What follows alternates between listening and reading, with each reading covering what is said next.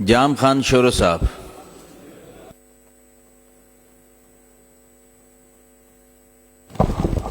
Thank you जनाब deputy speaker साहब।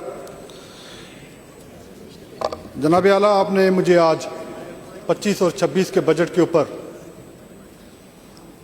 बात करने का मौका दिया। मैं मुबारकबाद पेश करता हूं चीफ मिनिस्टर सिंध साहब को, जिसने वार की सूरत हाल थी मुल्क में और वार के बाद जो बजट आया है और इन हालात में एक बहुत अच्छा बजट पेश किया है।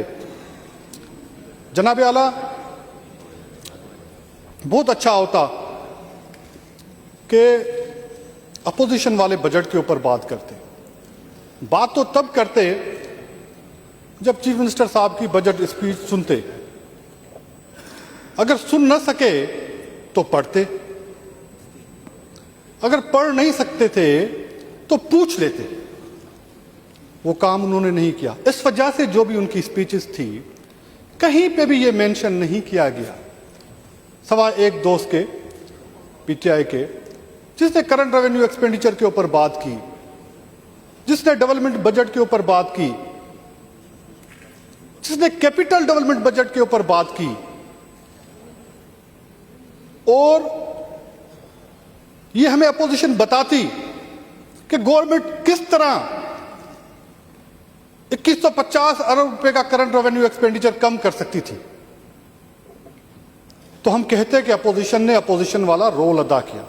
हमें बताते कि किस तरह 1000 अरब रुपए का जो डेवलपमेंट एक्सपेंडिचर है उसको बेहतर किया जा सकता था, किस तरह रिसीप्ट्स और एक्सपेंडिचर को बैलेंस किया जा सकता था। एक भी मशवरा नहीं है, क्योंकि पढ़ा ही नहीं था, देखा ही नहीं था। उसके बाद जनाब स्पीकर, मैं मुबारकबाद पेश करता हूं पाक अफवाज को, जिन्होंने जिस तरह से मुल्क के दफा को नाकाबिले तस्कीर बनाया। मैं शोहदा को सलाम पेश करता हूं, जिन्होंने शहादतें देके पाक फिजाया, पाक बहरिया, बड़ी फौज के शोहदा को, जिन्होंने शहादतें दी। जिस तरह से इंडिया ने एग्रेशन करके हमारे ऊपर रात की तारीकी में बेगुनाह शहरियों के ऊपर हमला किया, जिस तरह पाकिस्तान के अस्करी और सियासी क़यादत ने रिस्ट्रेंट का मुजाहरा किया, इसके ऊपर मुबारकबाद पेश करता हूं। मैं चेयरमैन बिलावल को मुबारकबाद पेश करता हूं, जिस तरह उसने अपनी तारीख की मीरास को कंटिन्यू करते हुए पाकिस्तान का केस पेश किया। यह केस पेश किया कि हम एक रेस्पॉन्सिबल न्यूक्लियर स्टेट हैं, पाकिस्तान एक डेमोक्रेटिक मुल्क है, पाकिस्तान की सियासी क़यादत बसीरत रखती है। यह दुनिया को मैसेज दिया। दुनिया को यह मैसेज दिया कि पाकिस्तान के ऊपर अगर कोई मेली आंख से देखेगा तो उसको हम भरपूर एक कौम बन के जवाब देंगे। मैं पाकिस्तान के शहरियों को, नौजवानों को, हमारी बहनों को भी मुबारकबाद देता हूं, जिन्होंने एक दफा एक होके पाकिस्तानी बन के दुनिया को यह मैसेज दिया कि हम एक हैं। जनाब डिप्टी स्पीकर साहब, मैं आज शहीद जमहूरियत, जिसकी आज सालगिरह है, तो आज साल का सबसे लंबा दिन है। 21 जून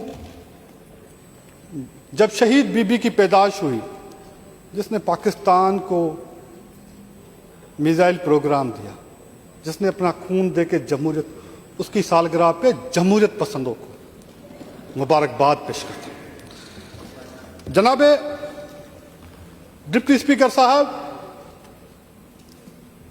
सीएम सिंध ने जो सीसीआई में सिंध का केस रखा, जो पानी का केस रखा, जो पाकिस्तान का केस रखा, पाकिस्तान के पानी की अवेलेबिलिटी के ऊपर, मैं सिंध के लोगों को मुबारकबाद पेश करता हूं, चीफ मिनिस्टर साहब को करता हूं। जिस बसीरत से, जिस अक्ल से, जिस होशियारी से उसने सिंध का केस रखा, कोई और नहीं रख सकता था। जनाबे डिप्टी स्पीकर साहब, आज अगर अपोजिशन इस बात के ऊपर बातें करती कि किस तरह पाकिस्तान में पानी का क्राइसिस है, किस तरह इसको अवॉइड किया जा सकता है, लेकिन बातें किस चीज के ऊपर हुई? सियासी बातें करते तब भी हमें यह होगा कि कोई सियासी बात हो रही है। बजट के ऊपर बात नहीं कर सकते तो सियासी बात कर लेते। सियासी बात भी नहीं की। बातें क्या की गई कि असेंबली औताक है। बातें शहीद जुल्फकार अली भुट्टो के ऊपर की गई। उस असेंबली को तनकीद का निशाना बनाया गया सिंध की, जिसकी तारीख मैं समझता हूं कि मेरे भाइयों ने पढ़ी नहीं होगी। आप किस वक्त उनको इनवाइट करें, बहुत अच्छी लाइब्रेरी बनी हुई है सिंध असेंबली की, उस लाइब्रेरी में जाएं, देखें किस तरह इस औताक के वडेरों ने, सिंधियों ने बंबई से सिंध सूबे के को अलग करने का केस लड़ा। किस तरह सिंधियों ने वो केस लड़के जो पाकिस्तान बनने की बुनियाद का केस था। अगर रेस्टोरेशन ऑफ प्रॉमिस नहीं होता, अगर ये पढ़ लेते कि 1843 में 43 में सिंध एक इंडिपेंडेंट स्टेट था, जब कब्जा किया गया था तो 7 साल तक हमें इंडिपेंडेंट रखा गया था। उसके बाद हमें मिलाया गया था बंबई के साथ, हमें मिलाया गया था बंबई के साथ, और उसका केस सिंधियों ने लड़ा। लड़के अगर ये पढ़ लेते तो उनको पता होता कायदे आजम जब सूर्य बादशाह का केस लड़ने सखर आए थे तो किस तरह सिंध के सिंधियों ने एक सिंधी को जाके कन्विंस किया था कि गोलमेज कॉन्फ्रेंस हो रही है 1935 में, आप हमारे साथ मिलकर पाकिस्तान का केस लड़े, क्योंकि वो सिंध का केस था। सर शाहनवाज भुट्टो, सर आगा खान, सर अब्दुल्ला हारून ने कायदे आजम को जाके सखर में कन्विंस किया था कि आप चलें। उन सिंधियों ने सिंध का केस लड़ा और सिंध को बंबई से अलग करवा के बुनियाद डाली पाकिस्तान की। यह विजन था उन सिंधियों का, यह विजन था कि आगे चल के पाकिस्तान बनाना है। 1935 का एक टाटा है, किसी ने नाम सुना है? राम से मैकडोनाल्ड का, ब्रिटिश प्राइम मिनिस्टर था। सर शाहनवाज भुट्टो ने उसका हाथ पकड़ा था गोलमेज कॉन्फ्रेंस से पहले, बोला था तब तक नहीं छोड़ूंगा जब तक एजेंडा पे सिंध की बंबई से अलहदगी की रेजोल्यूशन नहीं आएगी, एजेंडा के ऊपर नहीं लेके आएंगे तब तक प्राइम मिनिस्टर साहब मैं आपका हाथ नहीं छोड़ूंगा। ये था भुट्टो की तारीख, ये सर शाहनवाज भुट्टो था। पढ़ लीजिए, सीख लीजिए कि ये वो सिंधी थे। मैं आपको बता रहा हूं, एक भी मैं मस्क करूं तो मैं रिजाइन करके चला जाऊंगा। आप देख लीजिए कौन सी तारीख मस्क कर रहा हूं। फारूक साहब, जनाबे डिप्टी स्पीकर साहब, खामोश। मैं कहता हूं आप चेक कर लीजिएगा। जब मैं किताबों का हवाला दे देता हूं, मैं आपको देता हूं कि जाके पढ़े। मैं बताता हूं इंडियन राइटर की बुक पढ़े जिसने लिखा है कि भुट्टो साहब के ऊपर जिसने किताब लिखी है, और उसका मैं नाम भी मेंशन कर देता हूं, सैयदा थी और इंडिया से ताल्लुक रखती थी। मैं थोड़ी देर में आपका उसको नाम भी रेफर कर देता हूं, फारूक साहब जरूर पढ़िएगा। जनाबे डिप्टी स्पीकर साहब, जब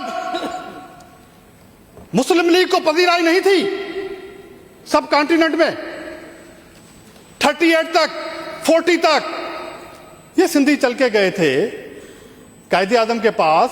आप आए सिंध में, आके सिंध में मुस्लिम लीग का बुनियाद डालते हैं। हुकूमत नहीं है, सूबा बन चुका है, हुकूमत मुस्लिम लीग की नहीं है। आप आए, आके मुस्लिम लीग का बुनियाद डालते हैं। कायदे आज़म ने कहा कैसे? कहीं पे भी पजीराई नहीं थी। सर शाहनवाज, सर अब्दुल्ला हारून, सर आगा खान गए, लेके आए, तारीख इस्तकबाल हुआ कायदे आज़म का।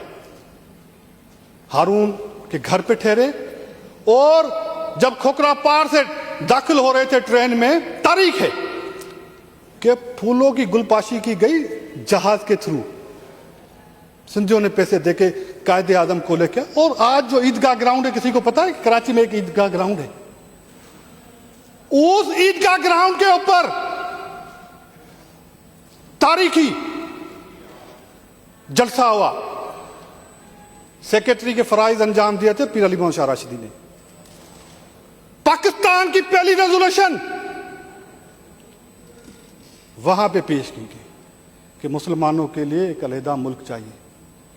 देख लीजिए, रिसर्च कर लीजिए, पढ़ा हुआ है, पढ़ने की जरूरत है।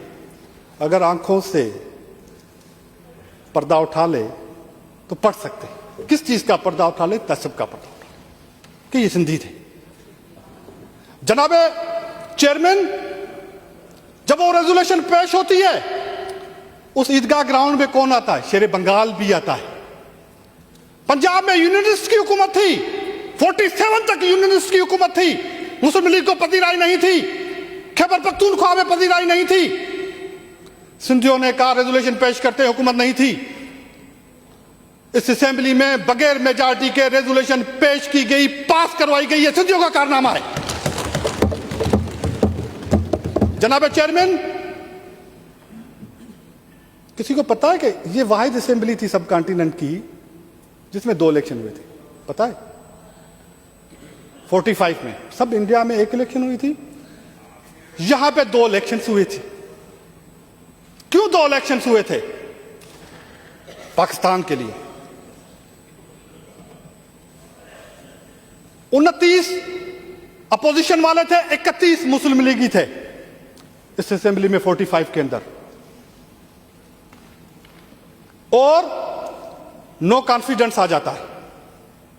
सप्लीमेंट्री बजट ये असेंबली पास नहीं करवा पाती। मीरा मोहम्मद शाह थे हैदराबाद से स्पीकर, और ये वाहिद असेंबली थी उस वक्त जिसकी डिप्टी स्पीकर सिंधी औरत थी। ये कहते हैं ना, वे सिखाते हैं, कल्चर सिखाते हैं। यहां पे इलेक्टेड डिप्टी स्पीकर सफाई जेठा मलानी थी।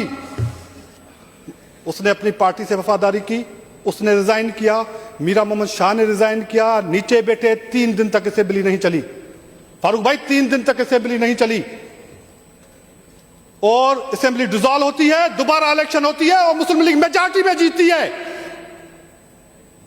ये सिंधी चल के गए थे दिल्ली के अंदर कायदे आज़म के पास 47 के जुलाई के अंदर होटल में, जहां तक मुझे याद पड़ता है मौलाना बाशानी घेराव करते दिल्ली की उस होटल का।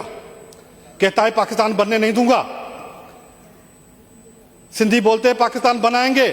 1 महीना रह गया था मुल्क बनाने में, और मीटिंग क्यों हो रही है कि पाकिस्तान का कैपिटल, आने वाले पाकिस्तान का कैपिटल कहां पे होगा। एजेंडा ये था। एक मशवरा आता है कि कलकत्ता बना ले। कहते हैं कलकत्ता का पता नहीं है कि बाउंड्रीज कहां होंगी। सबअर्ब में मुसलमान हैं, शहर के अंदर मेजॉरिटी नहीं है, तो ड्रॉप होता है। दूसरा मशवरा आता है कि लाहौर बना ले, कि लाहौर आएगा तो पाकिस्तान के पास बॉर्डर बहुत नजदीक होगा। तीसरा आता है कि रावलपिंडी को बना ले, क्योंकि वहां पे बहुत सारी इंस्टॉलेशन थी। सिंधी बोलते नहीं सर, नहीं, यूनियनिस्ट की हुकूमत है, मुस्लिम लीग की हुकूमत नहीं है। खिजर हयात बैठा हुआ है वहां पे चीफ मिनिस्टर, जो कह रहा है मैं मर जाऊंगा, पाकिस्तान बनाने नहीं दूंगा, पंजाब का बंटवारा नहीं करने दूंगा। सिंध का चीफ मिनिस्टर बोलता है सर हमारी हुकूमत है, मुस्लिम लीग की हुकूमत है, खर्च उठाएंगे, कैपिटल कराची को चल के बनाए। ये सिंधी थे। तारीख उठा के देख लो। जनाब चेयरमैन, वो किसी ने बात की शहीद जुल्फकार अली भुट्टो के ऊपर। उस नौजवान ने कायदे आजम को खत लिखा, एक नौजवान लड़के ने कायदे आजम को खत लिखा मसूरी से कि कायदे आजम मोहम्मद अली जना साहब, डॉक्टर खान साहब का रोल देख लें, खैबर पख्तूनख्वा में शेख अब्दुल्ला का रोल देखें, ये हमें पाकिस्तान बनने में रुकावट करते हैं। इनको शर्म आनी चाहिए। एक नौजवान 15-16 साल का लड़का बोल रहा है कायदे आज़म मोहम्मद अली जिन्ना को खत लिख के, क्या बोल रहा है? खत में सिंध रोल अदा करेगा। मेरा ताल्लुक सूबा सिंध से है, मैं पढ़ने आया हूं।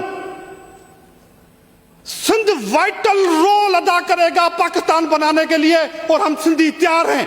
ये वो सिंधी थे, कायदे आज़म और ऑन रिकॉर्ड खत पढ़ा है, आप देखें। और मुझे जान देनी पड़ी तो मैं इस मुल्क को लिए जान दूंगा। 16 साल का नौजवान बोल रहा है, देखे दिखाई, खाली खुद ने नहीं।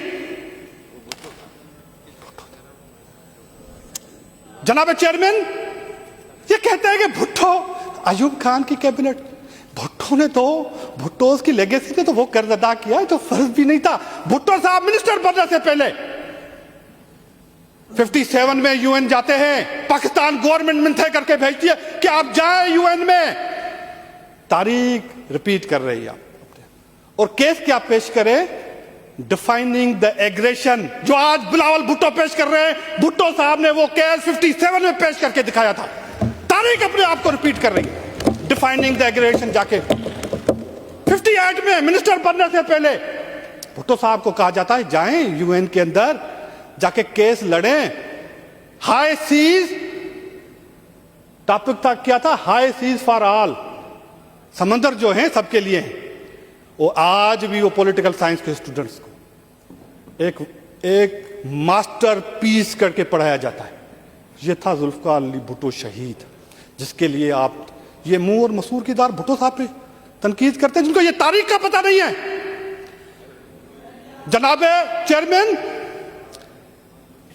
जिस तरह से शहीद जुल्फकार अली भुट्टो ने फॉरेन मिनिस्टर की हैसियत में, चाइना आपका दुश्मन, रशिया आपका दुश्मन,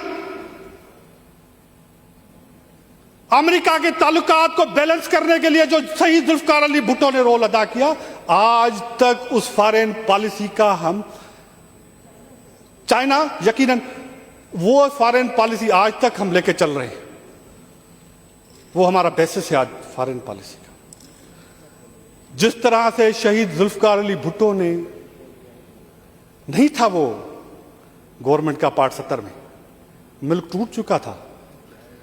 जिस तरह बिलावल साहब को भेजा गया है, भुट्टो साहब को कहा गया कि यूनाइटेड नेशन जाए, हुकूमत का पार्ट नहीं थे। कैमल शाह साहब बैठे हुए नहीं थे हुकूमत का पार्ट, भेजा गया।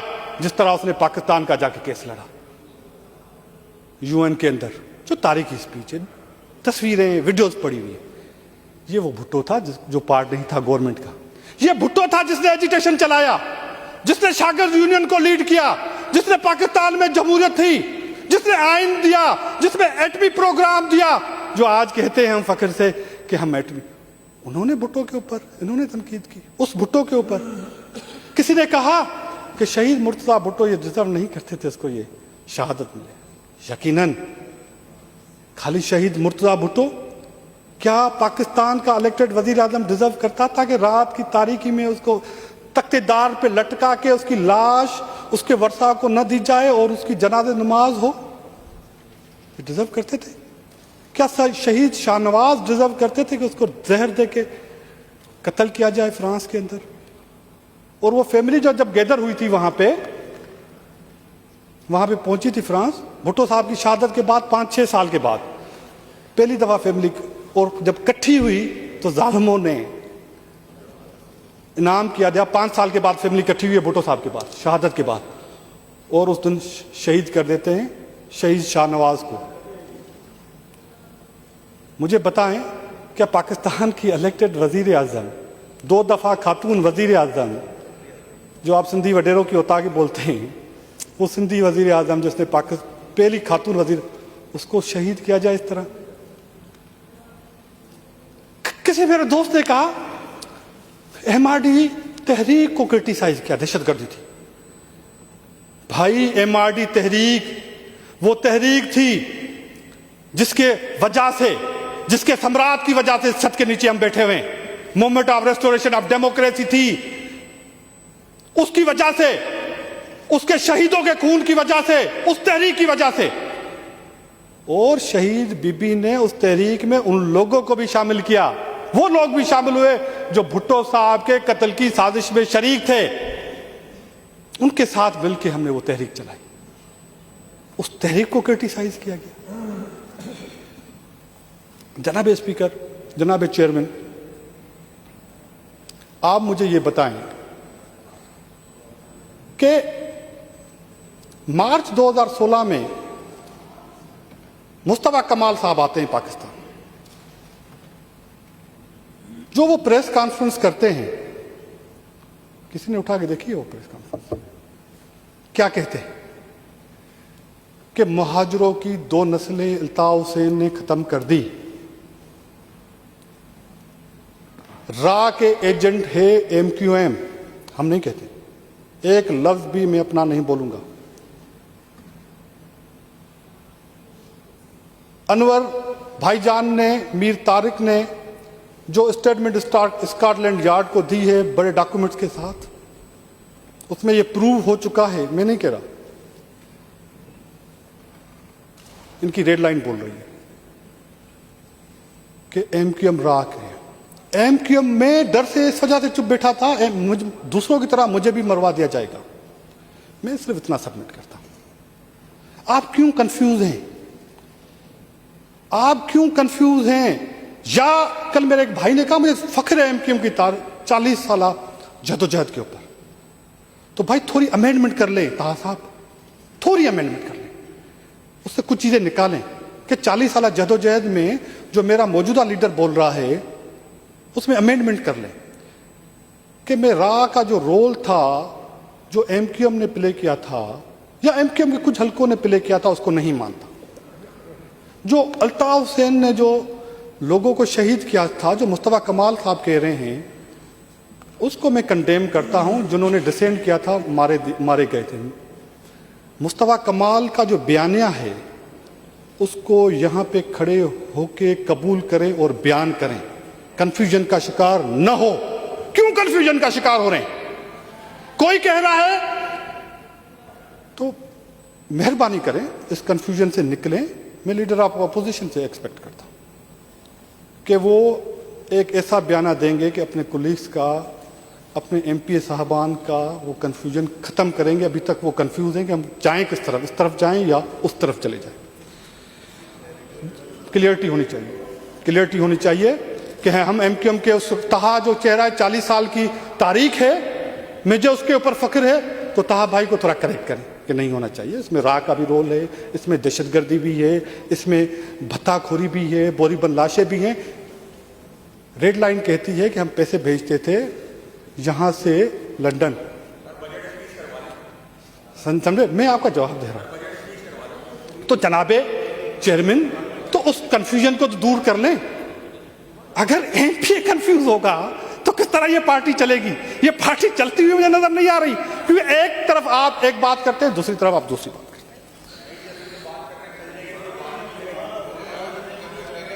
हैं। क्यों भाई तकलीफ हो रही है यार? मैंने तो बड़े महजूब अंदाज में किसी का नाम लिए सवेर आपके लीडर की प्रेस कॉन्फ्रेंस के लफ्ज बता दिए। अगर गलत बोल रहा हूं तो मुझे बता दीजिए। हाँ, बता दिया हमने।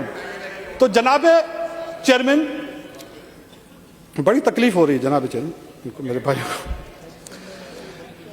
जनाब चेयरमैन, हुकूमत थी इनकी।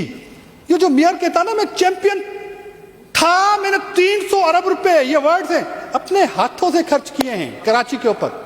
नहीं, गार्बेज के ऊपर खर्च नहीं किए। कराची गंदगी का ढेर बन चुका था जब हमारे हवाले किया गया था। पानी के मंसूबे के ऊपर खर्च नहीं किए। 300 अरब कहां गए? लंदन गए होंगे, कराची के ऊपर नहीं लगे। इंफ्रास्ट्रक्चर के ऊपर खर्च नहीं किए। कहां खर्च किए? पूछे उनसे कि आपने 300 अरब कब के? 2005-6 के। 300 अरब 2005-6 के मीन 7-8 बिलियन डॉलर का हिसाब किताब है। कहां गए? कैसे खर्च हुए? आप कह रहे हैं पानी कराची में इशू है, हम रिजॉल्व कर रहे हैं K4 के थ्रू। K4 के ऊपर आज भी $2 बिलियन से ऊपर इन्वेस्टमेंट हो रही है। किसी ने कहा था कि यहां पे सिर्फ 4% खर्चा हो रहा है। KWSSIP 1 देखें, KWSSIP 2 देखें, $2 बिलियन से ऊपर की कहानी है। सईद गनी साहब आपको डिटेल आके बताएंगे। जनाब स्पीकर, इस मुराद अली शाह ने शारा फैसल को शहीद भुट्टो के बाद एक्सटेंड किया। 300 अरब में आप नहीं कर सके थे। इस मुराद अली शाह साहब ने उस वक्त, डिटेल तो सईद भाई बताएंगे, ड्रग रोड के ऊपर underpass, Manzil pump flyover, Malir 15, university road Murad Ali Shah ने बनाए थे। तारक रोड मुराद अली शाह ने बनाया था। खालिद बिन वलीद रोड मुराद अली शाह ने बनाया था। हब रिवर रोड मुराद अली शाह ने बनाया था। मदीनतुल हुकूमत रोड मुराद अली शाह ने बनाया था। आप छोड़ के भाग गए थे गिजरी अंडरपास को, मुराद अली शाह ने बनाया। गिजरी अंडरपास नहीं बना सके थे। फेज 2 वाला फ्लाईओवर मुराद अली शाह साहब ने बनाया। जनाबे चेयरमैन साहब, वर्ल्ड वार 1 की 45 की, 2 की 45 की मशीनें लगी हुई थी धाबे जी के ऊपर। 300 अरब में चेंज नहीं कर सके थे, मुराद अली शाह साहब ने आके चेंज की वो मशीनें। 47 वाली मशीनें आके मुराद अली शाह साहब ने चेंज करके 100 MGD पानी बढ़ाया था। इफ्तिताह नहीं करते, बोलते हैं पिता काट लें, बोलते हैं कि कंप्लीट हो जाएगी। फिर जब कंप्लीट हो जाती है फिर कहते हैं अवाम काटेगी। हम नहीं काटते। स्पीकर, बात करते हैं हैदराबाद की डेवलपमेंट की। खुदा की कसम, हैदराबाद में पानी के ऊपर में बात है जो मुराद अली शाह साहब के मंसूबे। हुसैनाबाद फिल्टर प्लांट जो लतीफाबाद को पानी देते था, लतीफाबाद का पानी डाउन स्ट्रीम कोटरी से पानी जाता था, और जो पानी न होने की वजह से जो हमारा पानी का केस है उसमें आगे डाउन स्ट्रीम कोटरी पानी जाने की वजह लतीफाबाद को पानी नहीं मिलता था। मुराद अली शाह साहब के दौरे हुकूमत में हुसैनाबाद फिल्टर प्लांट बना लतीफाबाद को पानी देने के लिए। 4 नंबर पे फिल्टर प्लांट बना, हमारी कॉन्स्टिट्यूंसी नहीं है, 4 नंबर पे फिल्टर प्लांट बन रहा है। परेटाबाद रॉ वाटर देता था, फिल्ट्रेशन प्लांट मुराद अली शाह ने लगाया। हलाना का रॉ वाटर देता था, फिल्ट्रेशन प्लांट मुराद अली शाह ने लगाया। 65 का फिल्टर प्लांट अपग्रेड हैदराबाद में मुराद अली शाह साहब ने किया। आप बात करते हैं पानी की, किसने बात की हैदराबाद के दोस्तों ने कि कचरे का भी इशू था हैदराबाद में? किसने नहीं की? रिजॉल्व हो गया। लैंडफिल साइट नहीं थी हैदराबाद में, लैंडफिल साइट नहीं थी। मुराद अली शाह साहब के दौरे हुकूमत में हमें लैंडफिल साइट मिली, वरना वो कचरा हम वहां फेंकते थे। हैदराबाद के रोड, एक्सटर्नल इंटरनल रोड, आज भी ऑटोबान रोड बन रहा है। आपके ख्वाब में था कि ऑटोबान रोड इस तरह का बनता है? आपके ख्वाब में था कि कासिम चौक से लेके अपने कोटरी बैराज से लेके कोटरी की पुल से लेके इसराइल यूनिवर्सिटी तक इस तरह का रोड होगा? आपको याद है कि फतेह चौक काले रोड की हालत क्या हुआ करती थी? नहीं पता। इनके ख्वाब में था अब्दुल सत्तार एजी साहब के नाम पे बाईपास से पक्के किले तक जो हम रोड कनेक्ट करने जा रहे हैं, जो 80% कंप्लीट हो चुका है, इनकी कॉन्स्टिट्यूंसी से पीपल्स पार्टी ने काम करवाया। जनाब चेयरमैन, ये वो मंसूबे हैं जिनका इफ्तिताह हम नहीं करते। बहुत सारे मंसूबे हैं जिनका इफ्तिताह हम नहीं कर पाते। करने चाहिए।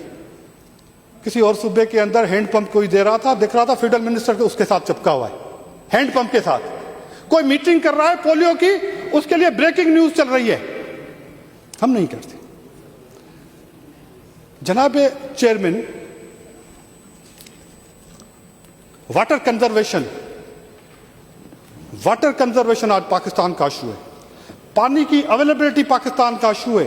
क्लाइमेट चेंज पाकिस्तान का इशू है। आज सिंध ने 200 डैम बनाए, 200 डैम, 5 लाख एकड़ जमीन एरिड जोन की सरियाब हुई है, इफ्तिताह नहीं किया। लोग बताते हैं, लोग कब बताते हैं? जब बैलेट बॉक्स खुलता है तो लोग बताते हैं कि ये पीपल्स पार्टी का कारनामा है। 200 डैम ये सोच भी नहीं कह सकते थे, क्योंकि इनकी सोच वहां जाती नहीं है। इनका एरिया ऑफ ऑपरेशन वो नहीं है, एरिया ऑफ कंसर्न इनका नहीं है। तो वो 5 लाख एकड़ जमीन नंगर पार्कर में, कोस्तान में जो आबाद हुई है, रिचार्ज हुई है, वो थ्रू रिचार्ज हुई है एरिड जोन की। जो हमारा केस है कि भाई आप एरिड जोन में अगर जमींदारी करना चाहते हैं तो थ्रू डैम्स जो वहां पे एरिड जोन के, फ्लड इरिगेशन के नहीं, जो रिचार्ज करते हैं ग्राउंड वाटर को, वो डैम बनाएं और जमींदारी करें। हमने 5 लाख एकड़ की है ग्राउंड वाटर को रिचार्ज करते हुए। दरावर डैम पाकिस्तान पीपल्स पार्टी ने बनाया, आसफ अली जरदारी साहब ने बनाया एरर जोन के अंदर। हम कहते हैं गाज डैम फेडरल गवर्नमेंट बना रही है, हमारी स्कीमें 2012 से आज तक कंप्लीट नहीं हो रही क्योंकि प्रायोरिटी नहीं है, एरर जोन में बन रहा है, लाखों एकड़ जमीन आबाद होगी। हमारे चेयरमैन साहब एक और डैम बना रहे हैं, किसी एमपी साहब ने कहा कि बनाए दादू में डैम, बनना है दादू में डैम, मजरानी डैम, इंशाल्लाह ताला पाकिस्तान पीपल्स पार्टी इस बजट के अंदर मजरानी डैम हमने रखा है और बनाएंगे, हम बनाने जा रहे हैं। जनाब चेयरमैन, वाटर कंजर्वेशन के ऊपर क्योंकि इनका एरिया ऑफ कंसर्न नहीं है, इनको पता नहीं है, 13,000 माइल की टोटल लेंथ का हमारा इरिगेशन का नेटवर्क है। 2600 माइल पाकिस्तान पीपल्स पार्टी की हुकूमत कंप्लीट कर चुकी है, लाइनिंग 2600 माइल, कोई इफ्तिताह नहीं किया और उसके सम्राट लोगों को मिल रहे हैं और वो इलेक्शन में रिफ्लेक्ट हो रहे हैं, बैलेट बॉक्स के थ्रू रिफ्लेक्ट हो रहे हैं। हम जीत के आ रहे हैं 18 के, 24 के अंदर, 13 के अंदर। ये पाकिस्तान पीपल्स पार्टी के कारनामे के लाइनिंग होने से जो टेल एंड के ऊपर फायदे होते हैं, लाइनिंग होने से फुलेली केनाल वालों को पता है कि लाइनिंग की अहमियत क्या है, अकरम वाह वालों को पता है, नारा वालों को पता है कि लाइनिंग की अहमियत क्या है। जनाब चेयरमैन, कोई घर का दरवाजा कलर करता है ना, उसके लिए भी बहुत सारे सूबों के अंदर इफ्तिताह होता है। 400 गेट्स इंफ्रास्ट्रक्चर चेंज किए हैं मुराद अली शाह के दौरे हुकूमत में, 110 रेगुलेटर चेंज किए गए और कब के बने हुए थे 110 रेगुलेटर। घोटकी में मेरे भाई बैठे हुए महर साहब, घोटकी केनाल के ऊपर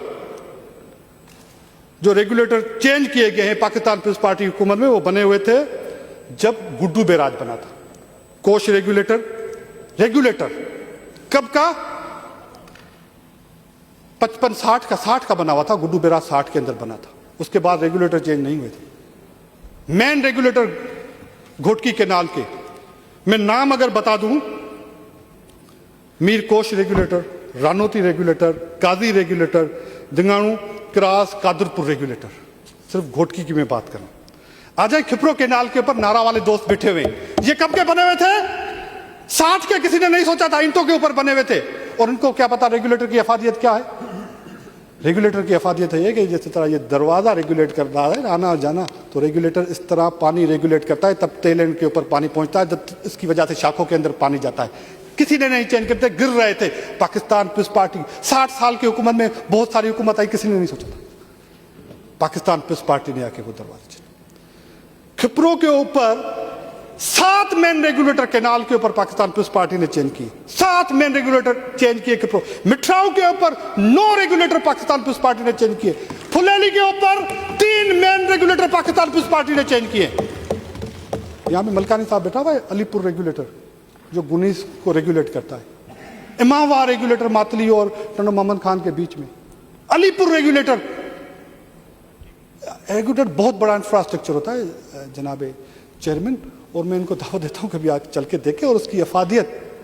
मिठराव वालों को, अरबाब साहब यहाँ पे बैठे होंगे, टेल एंड पे क्या अफादियत है मिठराव को रेगुलेटर चेंज करने की। एग्रीकल्चर के लिए केनाल रेगुलेटर, लाइनिंग रेगुलेटर बनाना क्या होता है, और इसी वजह से पाकिस्तान पीपल्स पार्टी जीतती आती है। इस वजह से, इस खिदमत की वजह से। गिनवाते नहीं है, इफ्तिताह नहीं करते, लेकिन हमें पता है कि इसका इफ्तिताह हो चुका है और हमें रिफ्लेक्ट हो चुका। जनाब चेयरमैन, थर के अंदर मीठे पानी का मंसूबा, कासिम सुमरो साहब बैठे हुए, रहमू साहब बैठे हुए, उमरकोट टू केतारी 400 गांव के लिए जो पानी का मंसूबा शुरू किया गया है, जो एक फेज कंप्लीट हुआ है, 5 लाख लोगों को फायदा होगा, पाकिस्तान पीपल्स पार्टी ने किया है। खिपरो टू तर हाशिम पानी की लाइन का मंसूबा पाकिस्तान पीपल्स पार्टी की गवर्नमेंट ने किया है, जो डिजर्ट में पानी लेके गए हैं और जाके लोगों को वहां पे पानी मिला है। जनाबे स्पीकर, आज 1 साल पूरा हुआ है सखर बैराज के एक इंसिडेंट को। 20 जून को इंसिडेंट सखर बैराज का हुआ था, 24 को पूरी पाकिस्तान के हाइड्रोलॉजिस्ट बोल रहे थे, इवन दुनिया के बहुत सारे कंसल्टेंट बोल रहे थे कि ये गेट नहीं लग सकते, ये गेट नहीं लग सकते जब तक आप पूरा पानी का सिस्टम बंद नहीं करोगे, तरबेला डैम से लेके मंगला से लेके ड्राई नहीं करोगे। 20 जून को इरिगेशन डिपार्टमेंट ने वो टास्क 5 दिन के अंदर कंप्लीट किया, पानी को ऑपरेशनलाइज किया और कोई ड्राई को बंद, दरिया को बंद नहीं किया गया, कोई ड्राई नहीं किया गया। 6 दिन के अंदर ये टास्क पूरा हुआ। मुराद अली शाह साहब निगरानी कर रहे थे, यहाँ पे असेंबली की इजलास भी चल रहा था, वो वहाँ पे विजिट पे भी आ रहे थे। 6 दिन के अंदर ये टास्क पूरा किया गया। आज हम नहीं गिनवाते और मुझे बड़ी तकलीफ होती है गिनवा रहा हूँ कि किस तरह से जनाबे चेयरमैन 1923 से लेके आज तक सखर बैराज पहली दफा उसका इंफ्रास्ट्रक्चर रिहेबिलिटेट हो रहा है, पहली दफा रिहेबिलिटेट हो रहा है, पहली दफा उसके इंफ्रास्ट्रक्चर को खोला गया है। खाली गेट चेंज नहीं हो रहे 56। इस साल हम 16 गेट सखर बैराज के चेंज कर चुके हैं। खाली गेट चेंज नहीं किए, इंफ्रास्ट्रक्चर को चेक किया है 100 साल के बाद। 100 साल के बाद वो जो मैकेनाइज सिस्टम के ऊपर, मशीन के ऊपर लेके आए, बैराज के ऊपर 3500 टन वजन कम हुआ है। 3500 टन गिनवाते नहीं है, इफ्तिताह नहीं करते मुराद अली शाह साहब, जाते नहीं है इफ्तिताह करने। कंप्लीट हो गई गुड्डू बैराज 60 में बना था, उसके सारे गेट चेंज हो रहे हैं, केनाल्स के सारे गेट चेंज हो रहे हैं। केनाल्स के गेट चेंज हो चुके हैं पूरे और मेन बैराज के गेट चेंज हो रहे हैं 2 साल के। 16 या मेरे ख्याल 17 है या 20 है गेट चेंज हो चुके हैं 65 में से, या 30 चेंज हो चुके हैं, 35 चेंज होने चेंज हो चुके हैं। केनाल्स के गेट चेंज हो चुके हैं। सखर बैराज के अंदर rice canal, Kirthar canal, Dadu canal की खाती करवा के tail end bank, right bank में हमारे साथ प्रॉब्लम है, राइट बैंक के पानी नहीं जा पाता पहले दिन से जब से बैराज बना हुआ है। उसकी स्टडी करवा के उसके हल के लिए कोशिशें कर रहे हैं। नारा कैनाल लाइनिंग की है, कराची के लिए केबी फीडर की लाइनिंग हो रही है। सोच नहीं होगी कि केबी फीडर की लाइनिंग किस तरह इरिगेशन डिपार्टमेंट में 20 दिनों के अंदर 20 किलोमीटर लाइनिंग की है। 20 दिनों के अंदर 1200 क्यूसेक पानी बचेगा जो कराची के लिए पीने के लिए जो हमारे पास शॉर्टेज है उसको कम करने के लिए कह रहे कराची के 50 अरब रुपए का प्रोजेक्ट, सिर्फ कराची के पानी के पीने के लिए ये कोशिशें की जा रही है। जनाबे चेयरमैन, फ्लड 2022 के अंदर जो सिंध की तबाही हुई थी हमारे पास, दुनिया ने कहा कि इतना बड़ा डिजास्टर हमने नहीं देखा। जनाब चेयरमैन, उस फ्लड के दौरान जिस तरह सिंध के MNA, MPA, irrigation department, right bank के ऊपर 14 MF पानी, 14 MF पानी मीन्स 3 तरबेला डैम्स का पानी राइट बैंक पे जमा था अगस्त के अंदर, और 3 महीने के अंदर वो पानी निकला और हमने गंदम का फसल लगाया। इसमें एफर्ट्स लगी होंगी, दिन रात चीफ इंजीनियर से लेके SDO तक, दारोगे तक इरिगेशन डिपार्टमेंट के लोग पड़े हुए थे नहरों की पुश्तों के ऊपर और ये पानी निकाला था 14 MF। इनको क्या पता? MNA, MPA, Pakistan People's Party की ऑर्गेनाइजेशन, लोगों के साथ चीफ मिनिस्टर खड़े हुए थे। चेयरमैन बिलावल भुट्टो फॉरेन का दौरा खत्म करके आए थे। लेफ्ट बैंक के ऊपर लाखों एकड़ जमीन थी। LBOD मेन स्पाइनल, एक दिन के लिए मेन स्पाइनल नहीं टूटी थी। दिन रात वहां पे चीफ इंजीनियर से लेके हमारे इरिगेशन के ऑफिसरान बैठे थे, स्पाइनल को नहीं तोड़ने दिया था, समंदर तक पानी लेके जा रही थी। ये एफर्ट्स थे सिंध गवर्नमेंट के। उसके बाद जब ये फ्लड आ गया, उसके बाद जहां जहां पे इंटरवेंशन की जरूरत थी, यहां पे राइट बैंक के हमारे दोस्त बैठे हुए, कैन शाह की पंपिंग स्टेशन पे पहुंचने के लिए कश्तियों में जाना पड़ा था और जनरेटर कश्तियों पे लेके गए थे, उसको उस हालत में रेस्टोर किया था। मिहर की पंपिंग स्टेशन को रेस्टोर किया था, मीरो खान को रेस्टोर किया था। राइट बैंक से पानी इस तरह निकला था और 14 में पानी मंछर झील के थ्रू निकला था। इसको खाली रेस्टोर किया गया नहीं है, इनहांस किया गया है। इन पंपिंग स्टेशन को, इन नेट के नेटवर्क को इनहांस किया गया, इफ्तिताह नहीं किया गया। अरल हेड, अरल टेल रेगुलेटर नए बनाए गए हैं मंछर से पानी निकालने की कैपेसिटी के लिए। दानिस्तर को नया बनाया जा रहा है, बनाया गया है, सीएम साहब की कॉन्स्टिट्यूंसी है। एलबीओडी के ऊपर 100 किलोमीटर का एरिया, जो थरपार करके बदीन के दोस्त बैठे हुए मीरपुर खास के, उनको पता था, पुरानी डिमांड थी।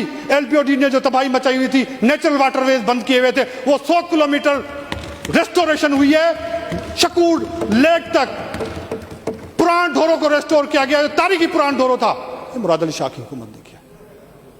रेगुलेटर 210 लगा के हमने 100 किलोमीटर तक का वो रास्ता जो ओरिजिनल वाटरवे है रेस्टोर किया है।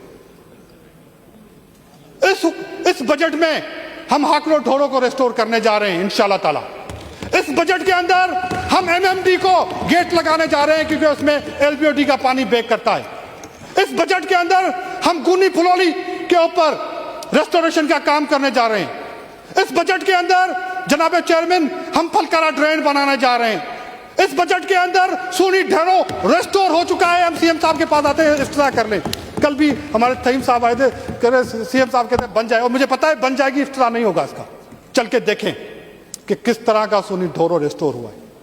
जो तारीखी सूनी ढोरो, सरदार शाह बताएंगे सूनी ढोरो की अहमियत क्या है।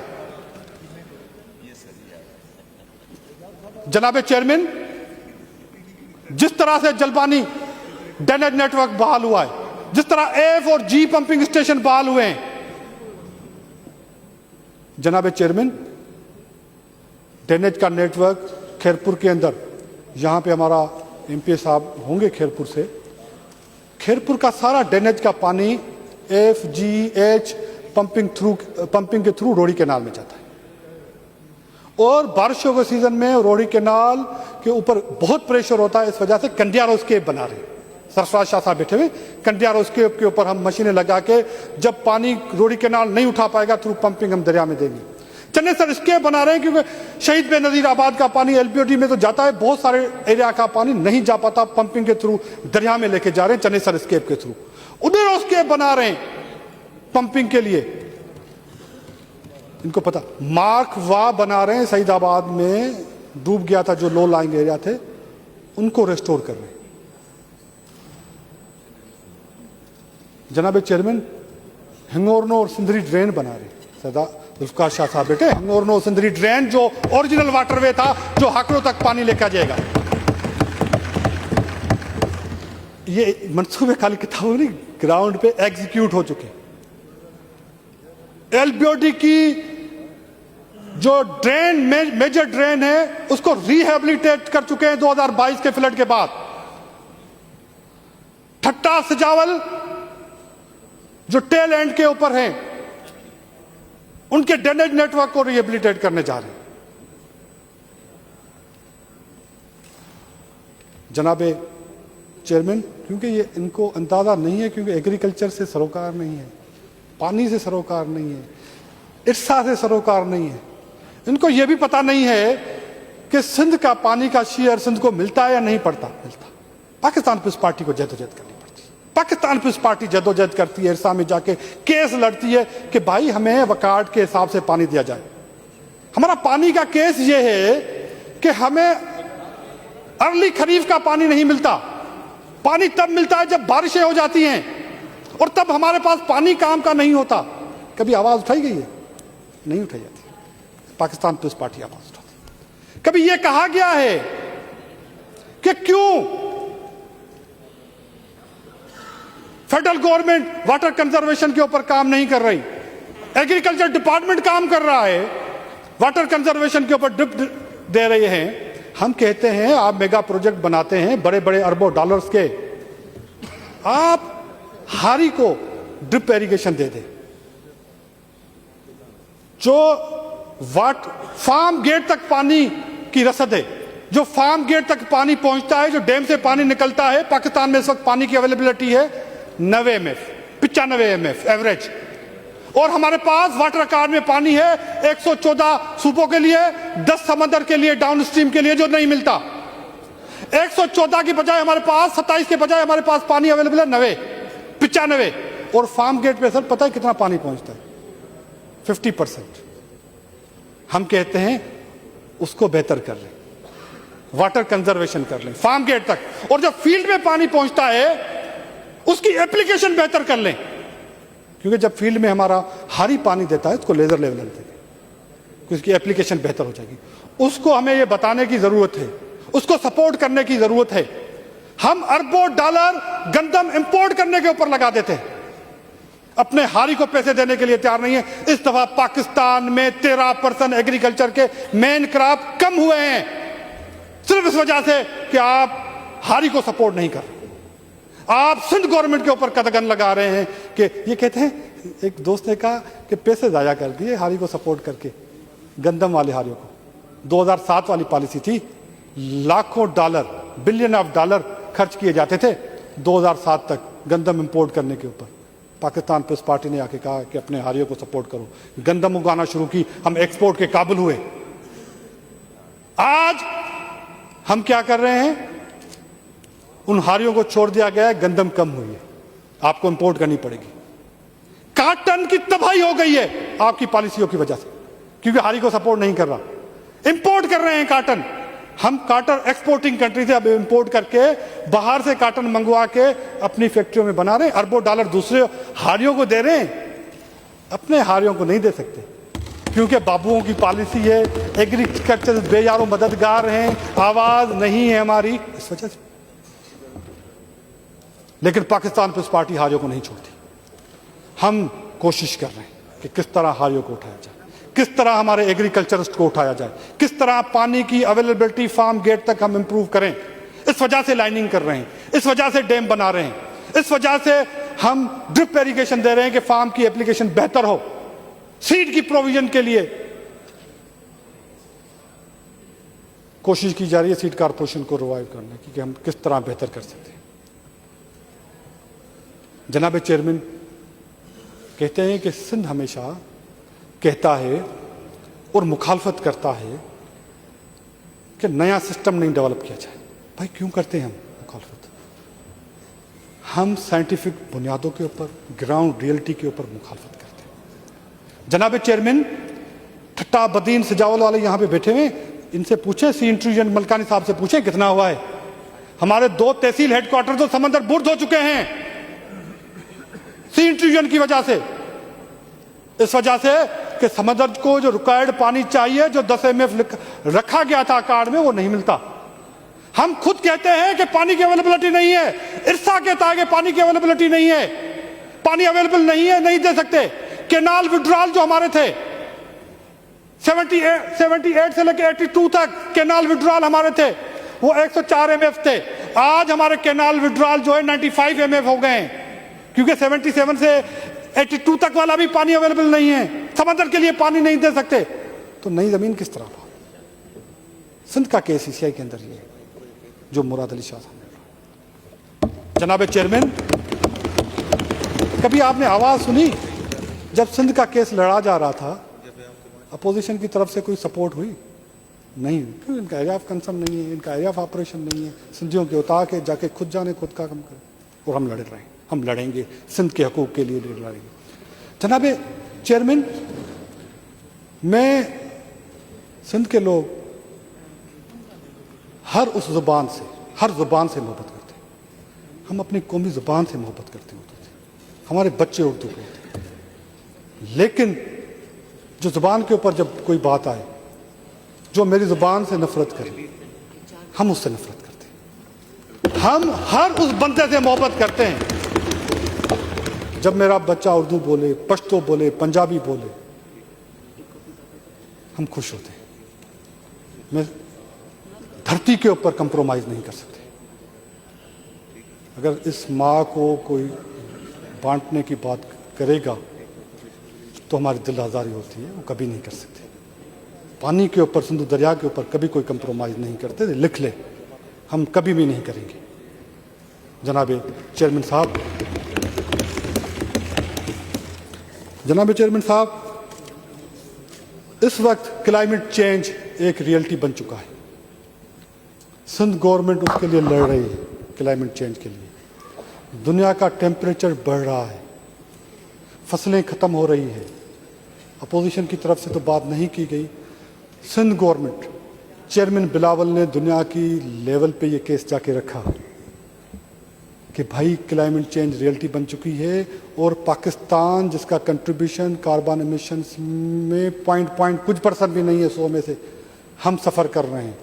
पाकिस्तान में सबसे ज़्यादा सफ़र सिंध कर रहा है क्लाइमेट चेंज की वजह से, क्योंकि टाइमली पानी नहीं आ रहा, टाइमली पानी नहीं मिल रहा। कभी पानी ज़्यादा आ जाता है, कभी पानी नहीं आता, हीट वेव्स आ रही है। हम आज इंडिया को कहते हैं कि इंडस का केस, उस दिन मैं एक फेडरल मिनिस्टर को सुन रहा था, कह रहा था, राणा सनाउल्लाह साहब कह रहा था कि जिसने इस इंडस बेसिन ट्रीटी किया है उनको सजाएं दी जाए। ये अगर बात हम करते थे तो हम गुनाहगार कहलवाते थे। आज मुस्लिम लीग नून कह रही है, मुस्लिम लीग नून कह रही है, जिन्होंने पाकिस्तान के दरिया, सिंध के दरिया बेच दिए। 3 दरिया किसी ने भेजे थे कि कोई सोच सकता था? रावी, सतलज, ब्यास, जो हमारी ट्राइब्यूटरीज थी, जो मिलके इंडस बनाता था, उसको बेच दिया गया।